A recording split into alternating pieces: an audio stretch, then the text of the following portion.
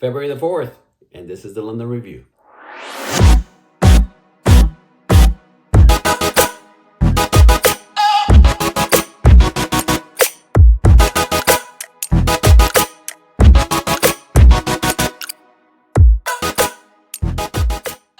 Hi guys, Robert Rivera here with the Rivera Trading Group in association with Trend Trading Academy.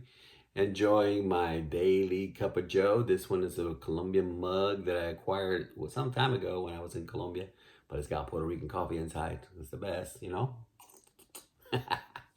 Anyway, a very interesting week, and it's NFP week, and today provides a great example of why we should not be in the market when the news hit.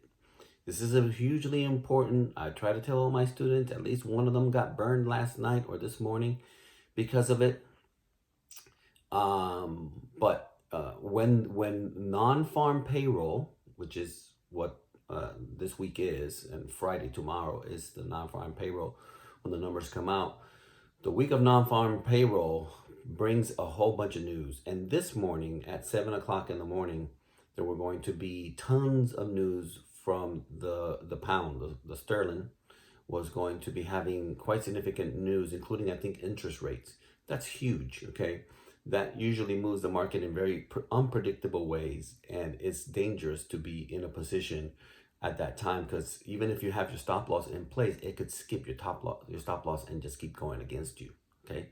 So it's not worth risking it, really. I mean, if you know how to play the market when news hit, then after it hits, you can take advantage of it. You can kind of anticipate once you see the movement of the market, which way it is going to go.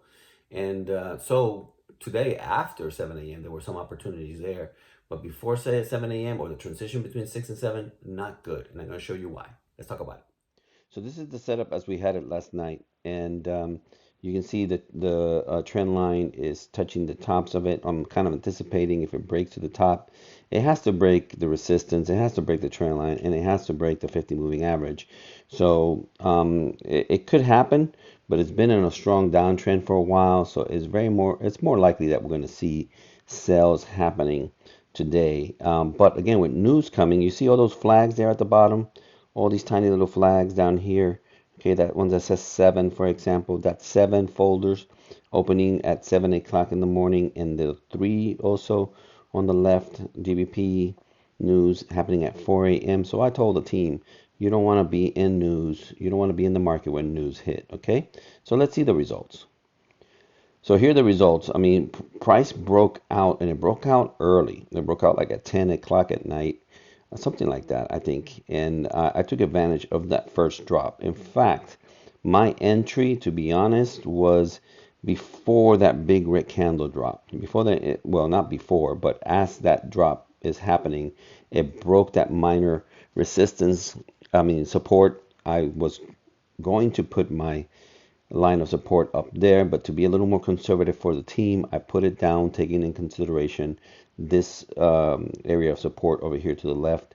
So I put it there, and it still broke it and retested and dropped for 53 pips. Okay, so I took a small win on that initial drop, and because it's NFP week, I went ahead and shut it down and went to sleep. Okay, everything else that happened after that, it didn't matter, right? Because I took my money from the market, the money that I could take from the market, that I felt comfortable taking from the market, and I went to bed. Let's see what happens after news. This is, again, the beautiful drop all the way down to the 6 a.m. candle. Here's what happened when the 7 a.m. candle came, the news candle. Here's your news candle right here. Look at this move. So it dropped. You see how it dropped steadily, little by little, little by little, little by little, 53 pips? Now look at what that candle did. In 2 candles, that thing went 130 pip in the opposite direction. All right. If you are in sales in here and you have not closed, or your stop loss is not hit as it's coming up, you're in trouble. You know, you are in trouble. Now, it did break my trend line. It broke the 50 moving average. It even crossed the resistance. And so there might have been some opportunities there for a buy once you saw the move of the candles happening at 7 a.m. But if you were in the sell because previously it was selling, and now this candle comes out, you're in trouble. Okay? especially if you haven't risk managed correctly. All right, so this is the kind of candle that you can see happening on a news day. And sometimes it's even worse because it wigs up and it wigs down and it takes out the buyers and it takes out the sellers. In this case, it just went straight up. Basically, I think the Fed, or not our Fed, but the federal interest rate in the interest rate in England, the Bank of England kept the interest rate as it was, and so that's good news for the market, for the pound, and it took off as you see it. Let's talk about my results. So these are my numbers from last night. I just took a small little win, a small little win. I just took advantage of that drop to the support, and I was it. I closed it up, and that was good enough. We have to know, how can I say, we should always keep in mind that small increments of wins are better than one huge win and then losses because of being in the market too long. So I took the obvious high probability drop and I got out, and that was it. Okay.